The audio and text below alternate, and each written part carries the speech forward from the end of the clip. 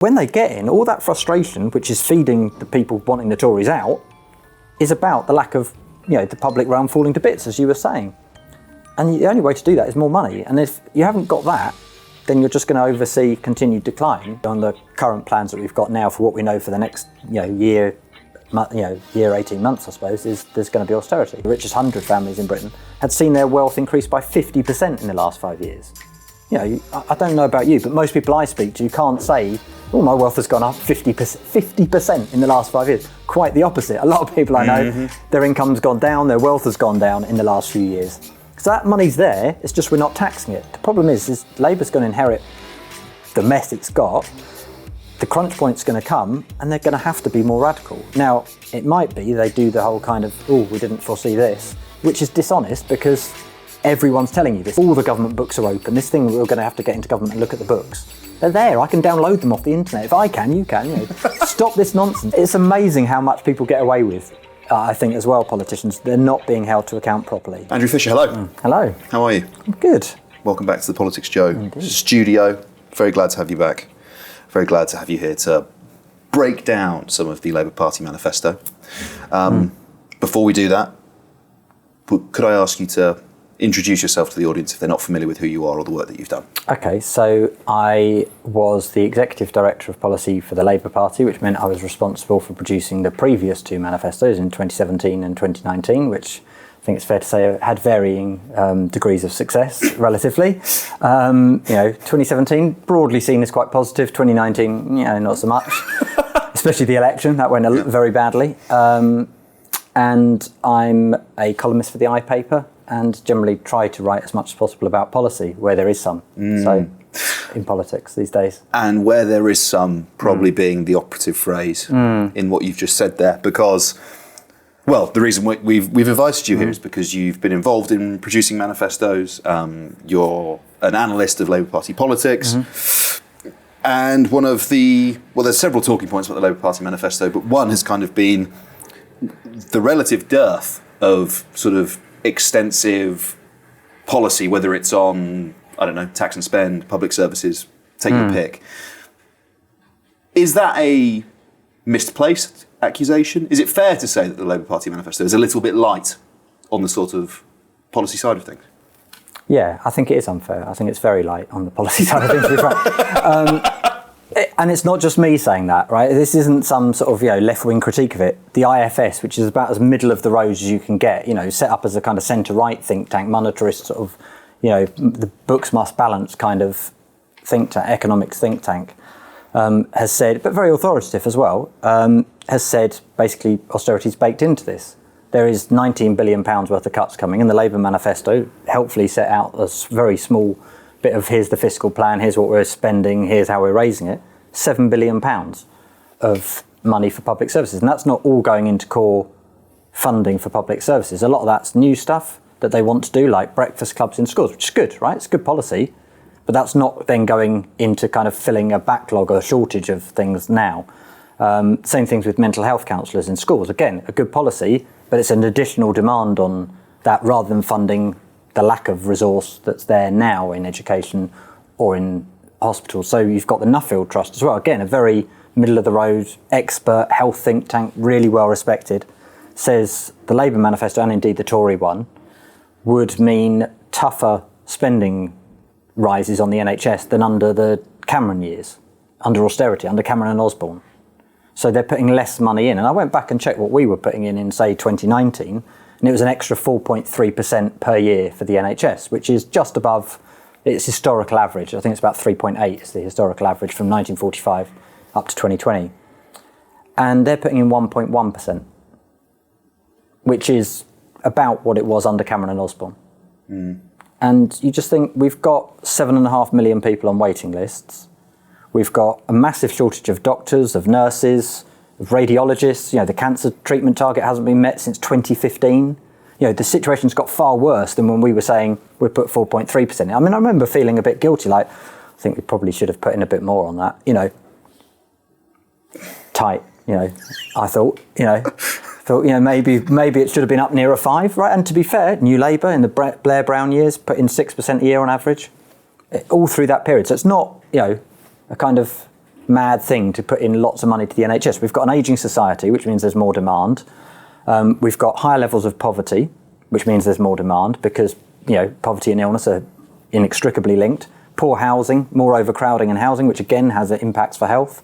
We've got a massive shortage of social care workers, which Age UK, the charity for older people, says there are 2.6 million people over 50 who are in need of care and not getting the care they need. And that impacts the NHS in two ways. So you've got the delayed discharges, which we always get talked about, it's often called bed blocking, which I think is quite a horrible term. But it's basically people, often elderly or disabled people, who cannot be released out of hospital because their home environment wouldn't be safe for them to be in because the care package isn't there to support them in their own home. And then the other thing you've got is because people are being neglected who need care, they're ending up malnourished because they're forgetting to eat. There's people with dementia who, the home helps are coming in, but they're not spending enough time with them to make sure they eat. Or you're talking about people who are having more falls because they're trying to get up and do things that actually they need support to do in the home, and they're ending up in A&E, putting more demand on the NHS. So all of those things require a lot more funding, and there's no amount of reform or dancing around this issue that is going to solve that except money. It needs more money. And to not put it there is basically saying, that's all right. Frankly, to put it as brutally as that. And it's, as I say, this is not me saying it, it's the Nuffield Trust, the IFS, the most middle-of-the-road, respectable think tanks you can get, not just some mad lefty who worked for Jeremy Corbyn and must be awful. So... Okay, so forgive me. You look at the last 14 years of sort of the Labour Party's contributions to parliamentary politics, to broader political discourse, and a lot's been said, but you could broadly say austerity has had a kind of pernicious effect on the public realm. It's at the very least, if not a sort of willful degradation of the state, its capacity to care for people. So the Labour Party's been saying for 14 years that they hate this thing, so they're going to do something about it. And actually, Andrew, they're saying £7 billion here. £7 billion is a lot of money. I'd love to have £7 billion. This is big stuff, isn't it? This is important. No, because government spends £1,200 billion a year, so 7 on top of that. It's pretty small beer. Do you know what I mean? It's not really serious money. To give you a comparison, 2017 manifesto, which Keir Starmer used to praise, right, and said it's our foundational document, that promised £50 billion of additional spending in just over 50 billion actually in 2017 figures. So you uprate that for inflation, it's probably nearer 60 billion today. That was that. The Liberal Democrat manifesto has about 2 or 3 times that amount of spending in it. The Green one's about 20 times. The Green one is kind of quite off the scale. The Green one makes 2019 Labour manifesto look like moderate social democracy, to be fair. A lot of that's carbon taxes, which aren't that well spelled out either. But that's a different manifesto. And the Tory one is basically just kick the poor a bit more, and we use that to fund more police to beat them up or something. I don't know. I summarise, but that's broadly it. It's basically cut welfare, tax migrants more somehow, but we're also going to reduce the number of migrants, so there won't be any tax from that, and that will fund the police. It is bonkers. So, I'm not being unduly harsh on the Labour Party. All of the manifestos have got a lot of problems with them when you read them. It's tiny amounts of money, really, really tiny amounts of money. 7 billion is just nothing. It's not even if all of that went into the NHS in 1 year, that wouldn't be enough to give it the sort of average increase it's had over the years. Or maybe it might do it. So then, Andrew, you spoke about, the Labour Party's spoken a lot about having a plan. The word plan has come up a lot. It does. I love a plan. There's lots of plans in the manifesto. But simultaneously, you're saying it's actually quite thin. So they're saying there's plans there, but you're running counter to that and saying actually no. Just to kind of pull back the curtain a bit on manifesto production, what generally happens is, you're sat there as the executive director of policy. Somebody from one of the shadow cabinet teams, a policy advisor generally to the shadow cabinet member, will come forward and say, we want to do this, we want to sort this out. Can you give us some resources to do some research into it, or can we work with you on this, or do you think this is the right direction? You'd say, yeah, we'd work on that. And we'd commission research if we had to, if we didn't have the expertise in-house, or we'd go and model it, and we'd speak to the shadow treasury team, who'd work out the numbers and all the rest of it. And the way it seems to work now is you go, this is a problem, and they go, right, I have a plan for that. Okay, I'll go and work out the details. Don't bother, we'll just put it in the manifesto as a plan. We've got a plan for this. Or a strategy. They like strategy as well, plans and strategies. And there are, if you look through them, just do a bit of control F on the PDF document of the Labour manifesto, there's something like 58 different plans for different things, and there's about 30 strategies. Nice. And so, you saw it in the debate the other day, the 7-way debate, where Angela Rayner was saying, we've got a skill strategy. Right. And so you look for it, and they do say, yeah, skill strategy. You look at the funding bit of it, there's no money for skills at all in the manifesto. So the strategy is to have a skills strategy that's unfunded, right? And the Tories have walloped skills, right? So adult education budget, which is post-16 education, not universities, basically.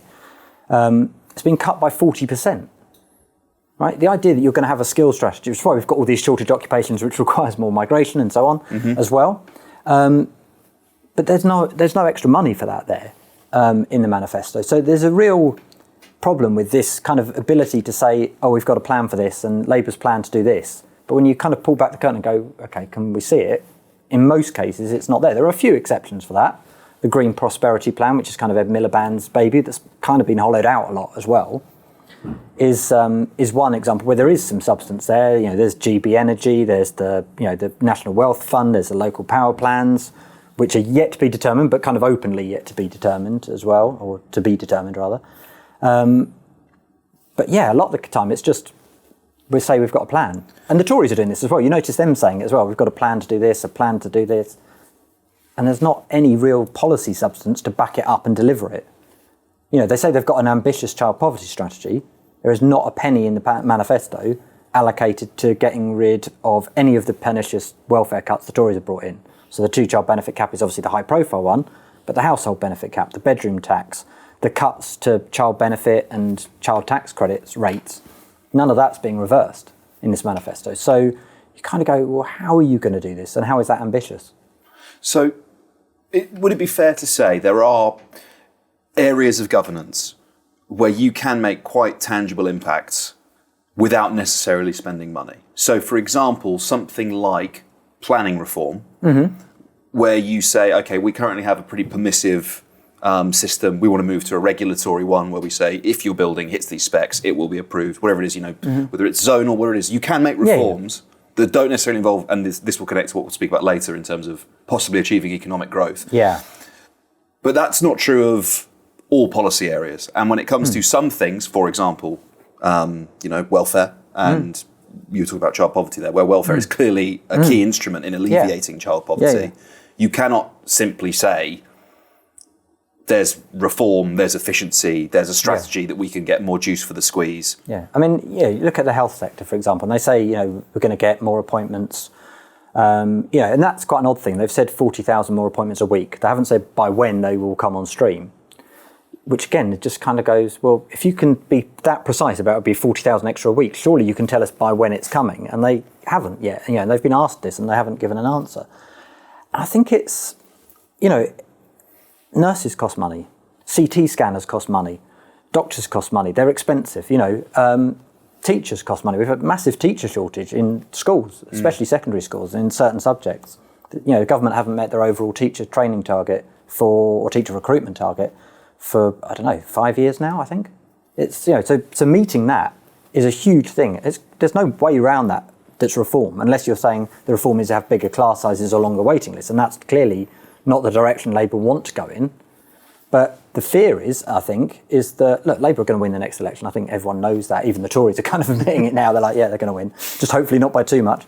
But when they get in, all that frustration, which is feeding the people wanting the Tories out, is about the lack of, the public realm falling to bits, as you were saying. And the only way to do that is more money. And if you haven't got that, then you're just going to oversee continued decline, unless, of course, they get growth. And that's their kind of magic kind of card at the moment, isn't it? It's their kind of joker is, we'll get growth.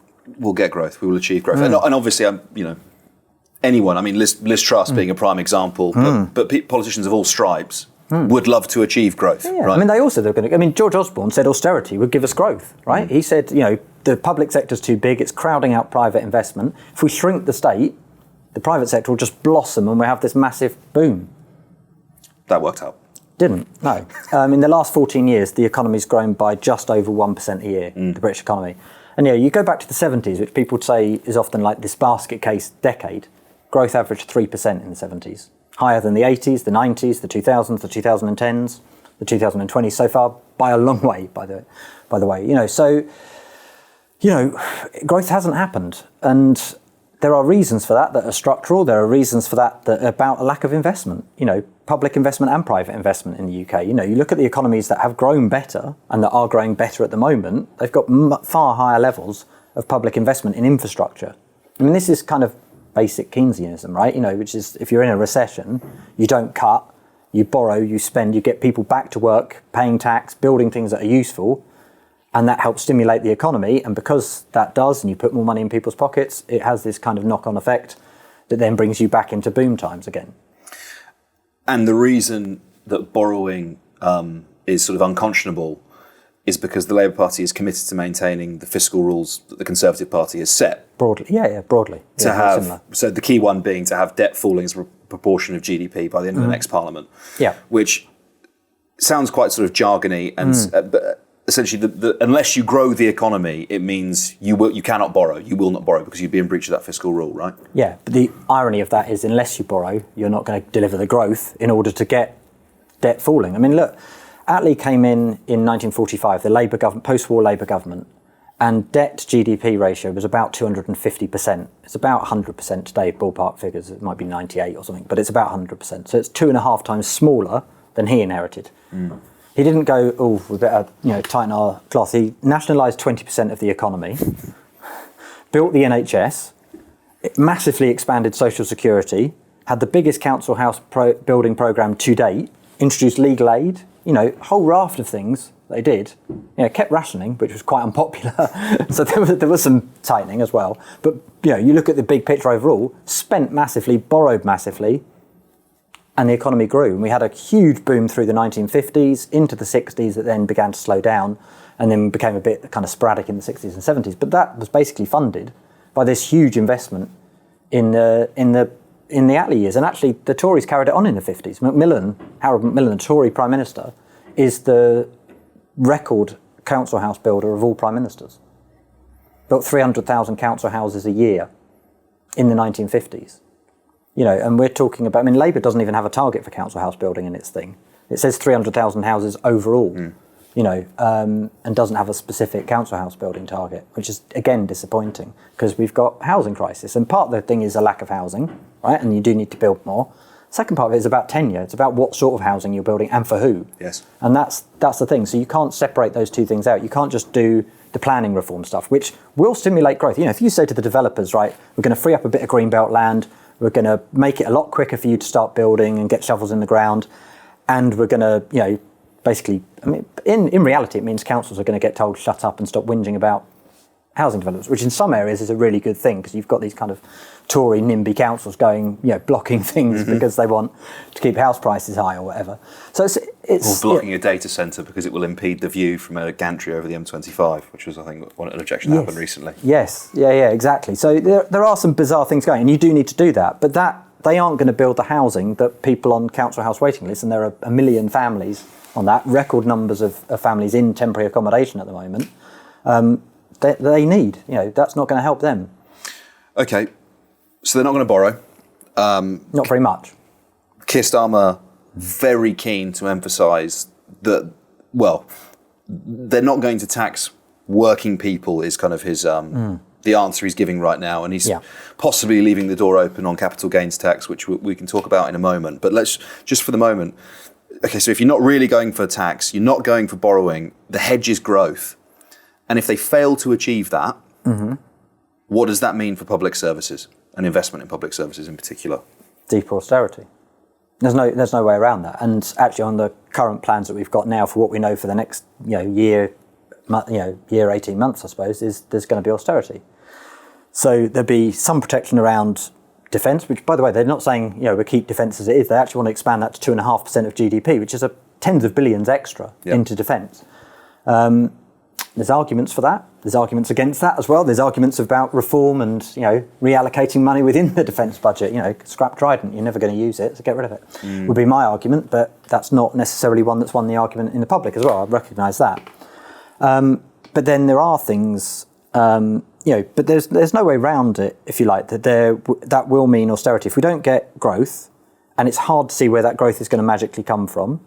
Now, it's possible if you take the deregulatory effect effectively, which is basically saying you liberalise planning, you liberalise a few other bits here and there, the private sector kind of does its thing for a few years, that might boost growth. It will also boost migration, which I say they're going to get down. He said, read my lips, that number's coming down, I think the other day, Keir Starmer. Because at the moment we haven't got enough trained builders, electricians, plumbers to do this housing boom that we do need. So unless you have a skills strategy, which we haven't got except in the words, to fund it, to get those people trained, you're not going to do it. So it really worries me. Yeah, understandably so.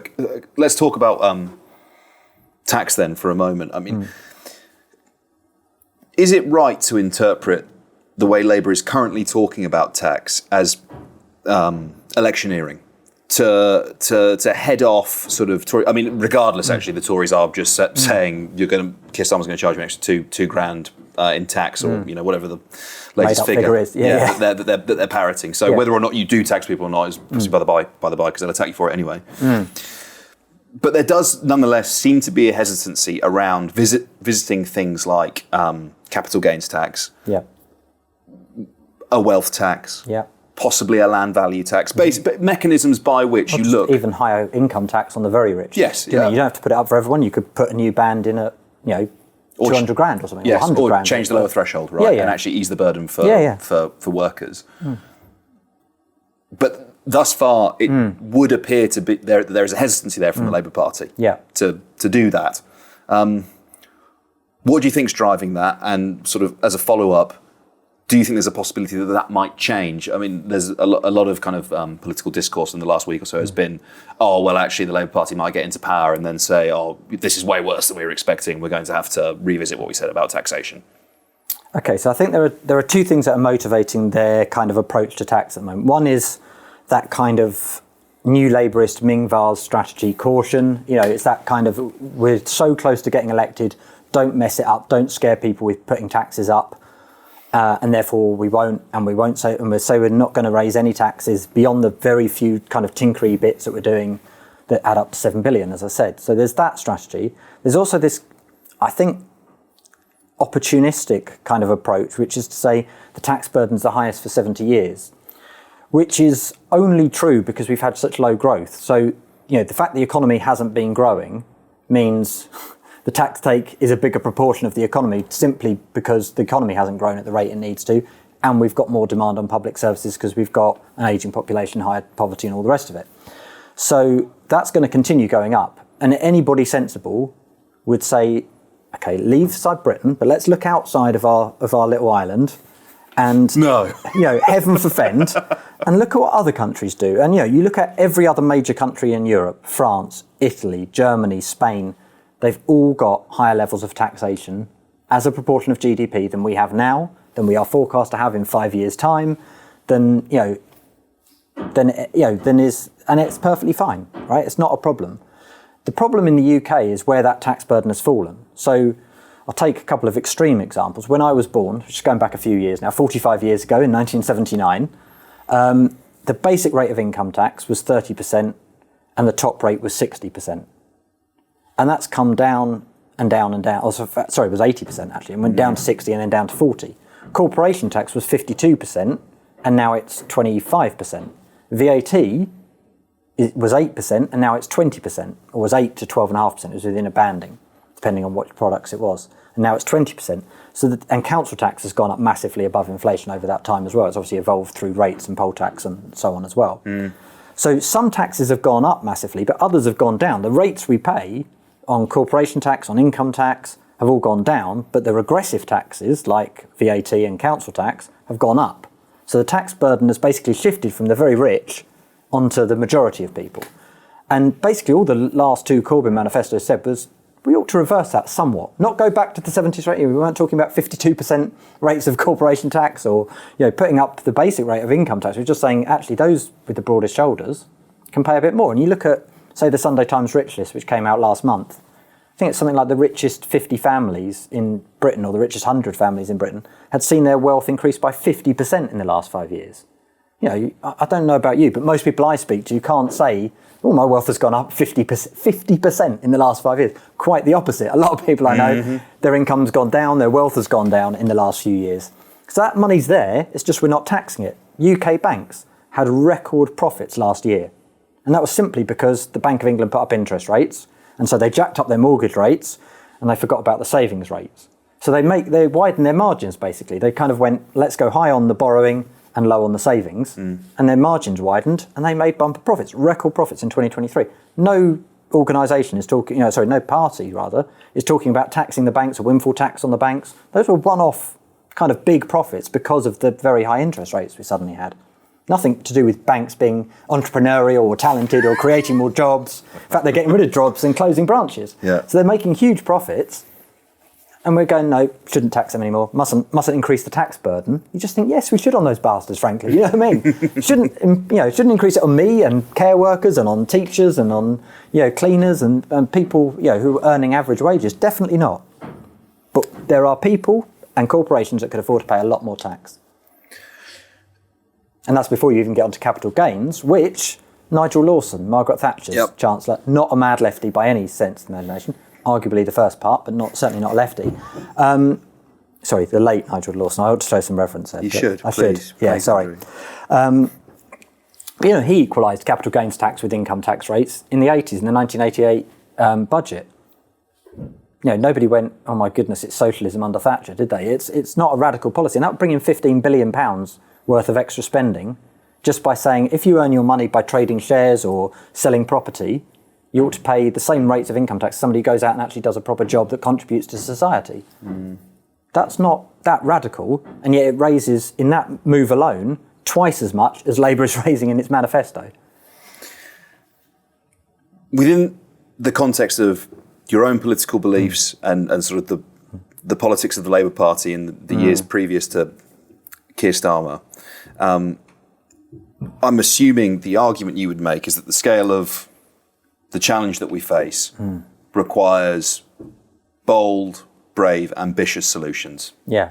And that might mean socialism. It might mean social democracy. Take your pick from the broad range of descriptors. But I think it's fair to say that this manifesto does not represent those political beliefs, right? It is not. I don't think you could call it socialist. No matter how. Whether Keir Starmer can say I'm a socialist, but the policy programme he's put forward is not. I mean, I could say I'm a cat, but it wouldn't be true. Who knows? Who knows? I mean, maybe I've got a plan to be a cat. Yes, but in the future, strategy to become a cat. Yeah. And so, I actually think the stakes for him and for British politics as a whole are actually incredibly high. Yeah, they are. Because the apathy that's kind of been engendered by the mess that the Conservative Party has created, and actually, I mean, we won't do it now, but you can make arguments that it sort of stems from Brexit and the sort of their internal psychodrama is being played out on the country at large. But essentially, huge, windfall, I guess, for the Labour Party.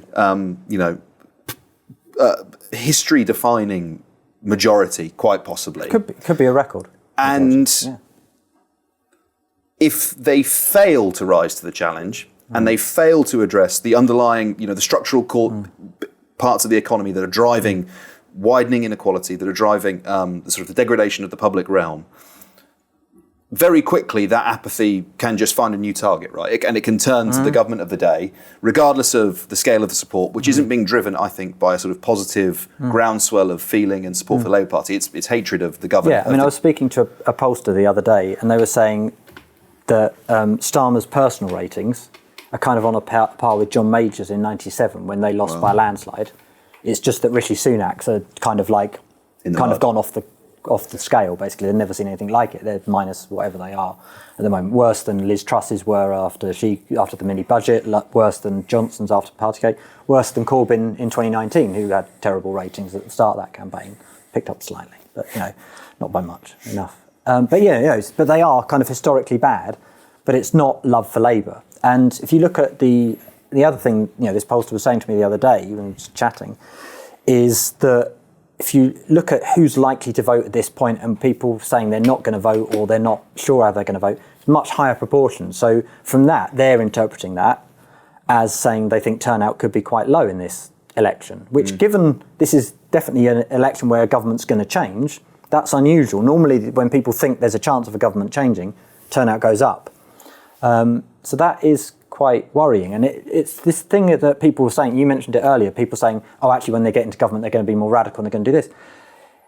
In a way, look, I'll be pleased if they do. If they suddenly rip off their shirt and go, yeah, we're going to be really left-wing and we're going to tax the rich, don't worry about it. All you naysayers, Fisher. Don't worry about the democratic illegitimacy of possibly doing that. But that's the thing that worries me, is that will erode trust in politics, because they didn't say that beforehand, right? Yeah. And that will do damage, and they will be attacked from that, from the right, for being dishonest and all the rest of it, as much as people like me will say, good, we should equalise capital gains tax and all the rest of it, and we'll go on telly defending the policy. Yeah, you can't really defend that from a moral point of view. Yes. It erodes trust in politics, and that's really important. And where that goes, it's not obvious. I mean, look, it's good to see, the Greens winning a council here and there and aiming for 4 MPs or whatever their targets are. But you're also seeing Reform hitting 15% in the polls quite consistently. There was that one where they were on nearly 20. But yeah, it could go either way. And that is worrying, really worrying. That turnout question as well. I think the way that the Tories are really going to get hurt is that a lot of their voters just won't just staying at home. And that's what's happened in the local elections. It's what's happened in the by-election. So, none of this is particularly mysterious at this stage. We've been, the polls and the elections have been telling us this for, nearly 2 years now, fairly consistently. We're running out of time, and actually, I'm not going to ask you that question, but just more broadly about manifestos and sort of being you said something interesting earlier, that essentially that a lot of what we've seen so far in this campaign, they're quite thin. The word plan is used a lot, but in terms of actually an in-depth, program policies behind it, to back up the plan and program of government, not a great deal. It's quite thin. Is it as kind of someone who studied politics? Is it sort of a nonsense to believe that actually, the manifesto is a very important document. It's the program. It's the, this. It should be an important thing. I mean, shouldn't it? The manifesto basically fulfills two or three functions, really. So one is, before the election, is to try and motivate your base to vote for you, your kind of voters and the public. Not just that, and your kind of activists to go out and campaign for you. To knock on doors and sell this, kind of wonderful document of policies. Right? That's the idea. That's what it's supposed to do.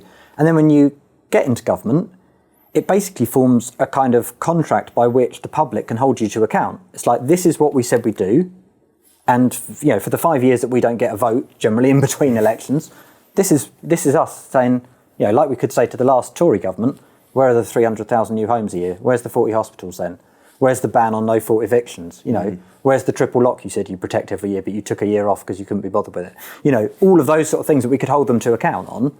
We can say that because we read that last manifesto and we know what they said in it. And so there is that. But it's also a document for the civil service. You're supposed to be able to kind of say to the civil service, this is our plan for government, right? And when the House of Lords tries to block you, which, it's going to have an inbuilt Tory majority or Tory plurality at least anyway in there, it might be difficult for Labour to get through some of its, the more radical ends. There are some good things in the Labour manifesto. Workers' rights stuff is good. Public ownership of the railways probably doesn't require primary legislation, might do on some parts of it. The re-regulation of the buses for places outside of London that have got crap bus services, which we've seen Danny Burnham doing in Manchester and so on quite successfully. All of that sort of stuff. It's a mandate to say, look, we've got a democratic mandate to do this, and you've, House of Lords, you've got to shut up even if you don't like it and let it through, which they might, ping-pong it back and forth a few times, but eventually they let it through. If it's got that, it's the Salisbury Convention, I think. Yeah. Not that I'm a constitutional kind of expert, but I believe that's the term. That, if it's in the manifesto, the Lords doesn't block it. And the problem is Labour's going to inherit the mess it's got. The crunch point's going to come, and they're going to have to be more radical. Now, it might be they do the whole kind of, we didn't foresee this, which is dishonest because everyone's telling you this. The OBR do forecasts. All the government books are open. This thing, we're going to have to get into government and look at the books. They're there. I can download them off the internet. If I can, you can. Stop this nonsense. I wish journalists would stop going, fair enough. It's like, it's there, The researchers must be like, oh God. Yeah. You know, but it's amazing how much people get away with. I think as well, politicians, they're not being held to account properly. And that it is worrying, and it does depress me as somebody who is passionate about politics and cares about the state of the country, and who's not minted, has got family that need social care, that use the NHS fairly regularly, got kids in state schools. I care about this. It matters to me. It matters to my community. It matters to my family. It matters morally to me how government is. And when politicians of all the major parties, at least, haven't got kind of serious answers, and they haven't, it's pretty depressing, really. Yeah, it is. And unfortunately, that's where we're going to leave it, on that depressing point. On that happy note. Yes, on that happy note. Andrew Fisher, thank you so much for taking the time. All right, really appreciate it, mate. Thank you. Good.